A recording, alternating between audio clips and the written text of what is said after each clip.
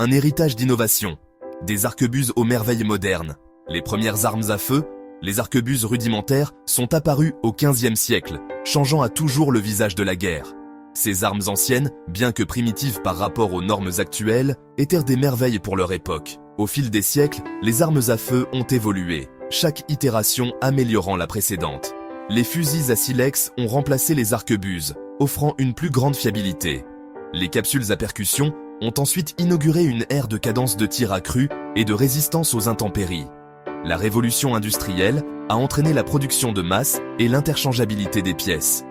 Cela a révolutionné la fabrication des armes à feu, les rendant plus accessibles et abordables. Aujourd'hui, les armes à feu modernes témoignent de siècles d'innovation. Ce sont des instruments de précision, méticuleusement conçus pour la précision, la fiabilité et la performance. Le parcours des canons à main rudimentaires aux armes à feu sophistiquées du XXIe siècle témoigne de l'ingéniosité humaine. Les armes à feu restent une partie intégrante de nombreuses cultures utilisées pour le sport, la chasse et la légitime défense. Leur évolution reflète nos propres progrès technologiques, une poursuite constante d'amélioration et d'innovation. N'hésitez pas à vous abonner et commenter la vidéo et surtout activer la cloche de notification pour ne rien manquer. Les plans du pouvoir. Concevoir des armes à feu à l'ère numérique. Fini l'époque des planches à dessin et des plans dessinés à la main. Aujourd'hui, la conception d'armes à feu commence dans le domaine numérique, en utilisant des logiciels sophistiqués de conception assistés par ordinateur, ou CAO. Ces programmes permettent aux ingénieurs de créer des modèles tridimensionnels complexes d'armes à feu, jusque dans les moindres détails. Le logiciel de CAO ne se limite pas à l'esthétique. C'est un outil puissant pour la simulation et l'analyse. Les concepteurs peuvent tester virtuellement la fonctionnalité de l'arme à feu, simuler les contraintes de tir et identifier les points faibles potentiels.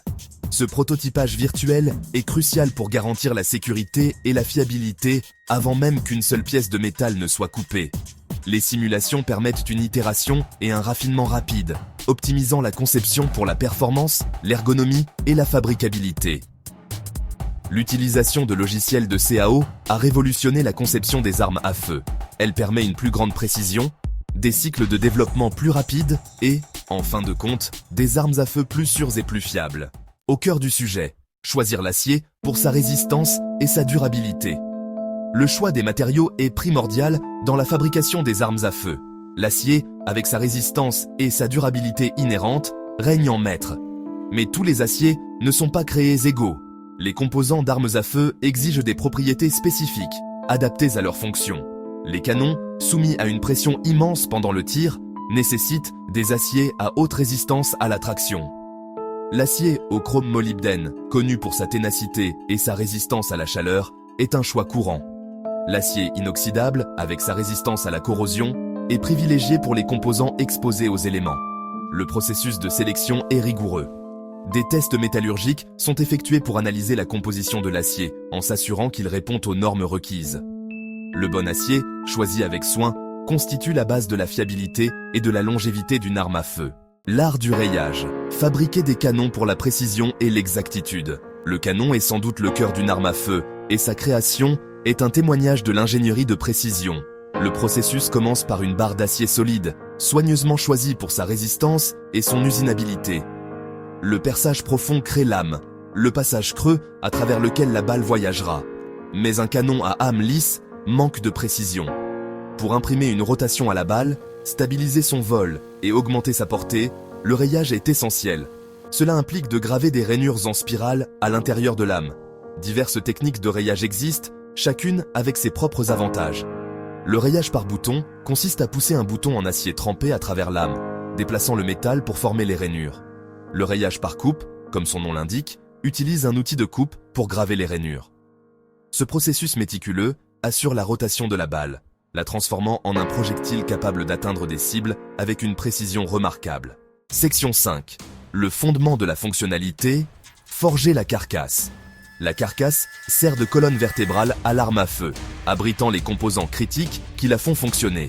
Sa création exige résistance et précision, souvent obtenue par le forgeage. Ce processus implique de chauffer une billette d'acier à des températures extrêmes, puis de la façonner sous une pression immense à l'aide d'une matrice. Le forgeage aligne la structure du grain de l'acier, améliorant sa résistance et sa ténacité. La carcasse sort de la forge sous une forme brute, prête pour un usinage ultérieur. Des fraiseuses de précision découpent les détails complexes. Le puits du chargeur, la fenêtre d'éjection, les rails pour le montage des optiques. Le traitement thermique renforce encore la carcasse.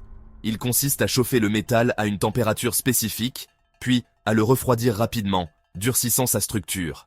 La carcasse, méticuleusement conçue et traitée, devient le fondement sur lequel l'arme à feu est construite. Section 6. Mécanisme complexe. La fabrication des détentes, marteaux et autres composants. Tandis que le canon et la carcasse forment la base, la fonctionnalité d'une arme à feu repose sur une symphonie de plus petits composants. Gâchettes, marteaux, chiens et ressorts fonctionnent de concert, chacun jouant un rôle essentiel dans la séquence de tir. Ces composants exigent des conceptions complexes et des tolérances précises. Les détentes et les marteaux, souvent fabriqués en acier trempé, sont généralement fabriqués en combinant l'estampage et l'usinage. L'estampage crée la forme de base, tandis que l'usinage affine les détails et assure un fonctionnement fluide et fiable. Les ressorts, les héros méconnus du mécanisme de tir, sont soigneusement calibrés pour fournir la force nécessaire. Chaque composant, aussi petit soit-il, est soumis à des contrôles de qualité rigoureux.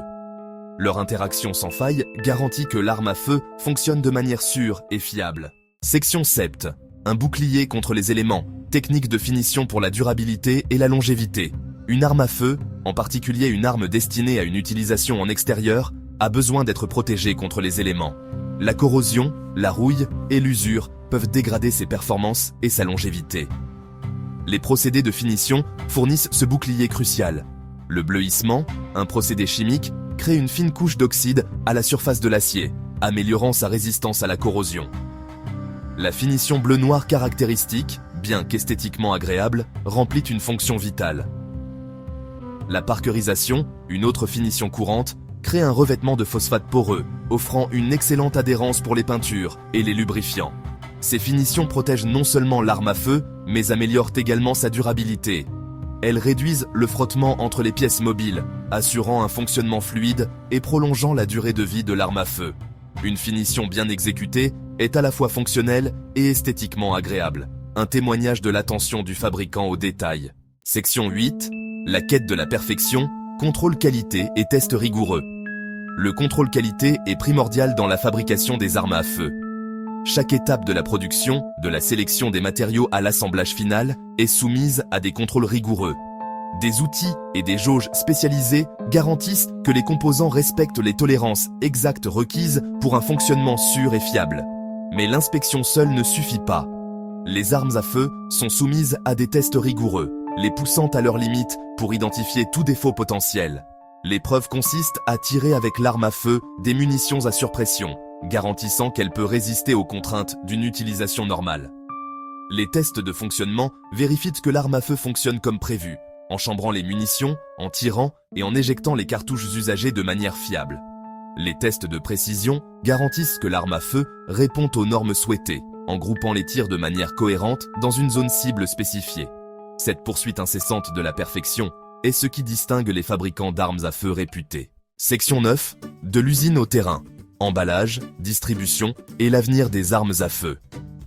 Une fois qu'une arme à feu a passé son inspection finale, elle est prête pour son voyage de l'usine aux mains de son propriétaire. L'emballage joue un rôle crucial, protégeant l'arme à feu pendant le transport et le stockage. Des étuis robustes, souvent moulés sur mesure, garantissent que l'arme à feu arrive intacte.